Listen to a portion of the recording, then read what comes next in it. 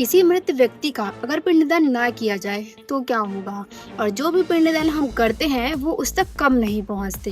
तो समझो, किसी भी व्यक्ति की मृत्यु के बाद उसका बेटा अपने पिता की शांति के लिए श्राद्ध और पिंडदान करता है। लेकिन यदि वो व्यक्ति जीवन भर अधर्मी और नास्तिक रहा हो, तब भी उसे पिंडदान से तृप्ति यानी शांति नहीं मिलती, और उनके घर परिवार के लोग जो भी दान और जल अर्पण करते हैं वो भी उन्हें प्राप्त नहीं होता है। ऐसे पापियों को पिंडदान का भोजन प्राप्त करने के बाद भी भूखे प्यासे ही यमलोक जाना पड़ता है, और जिनका भी पिंडदान नहीं किया जाता वे प्रेत बन जाते हैं और कल्पों कल्प यानी बहुत लंबे समय तक सुनसान जगहों पर भटकते रहते हैं, और उन्हें काफी दुख भी झेलना पड़ता है। कर्म का फल पाप हो या पुण्य, जब तक उसे भोगा नहीं जाता तब तक वो खत्म नहीं होते हैं। भले ही फिर चाहे लाखों करोड़ों साल बीत जाएं, जब तक जीव अपने पापों को भोग नहीं लेता तब तक उसे मनुष्य का जीवन नहीं मिलता है। इसलिए जरूरी है बेटा या परिवार के लोग मृत्यु के बाद 10 दिन तक पिंडदान करें, और इस पिंडों को 4 भागों में बांटा जाता है।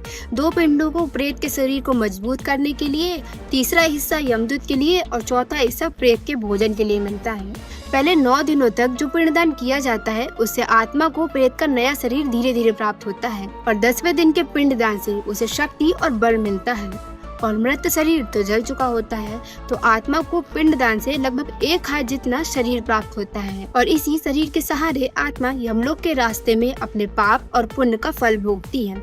मेरा नाम है उन्नति और हम समझ रहे हैं गरुड़ पुराण का पहला अध्याय, और ये है एपिसोड 9। और अगले एपिसोड में हम समझेंगे आत्मा यमलोक कैसे पहुँचती है और उसे रास्ते में किन किन चीजों का सामना करना पड़ता है। तब तक के लिए वीडियो को शेयर कर दो और मुझे फॉलो करना मत भूलना।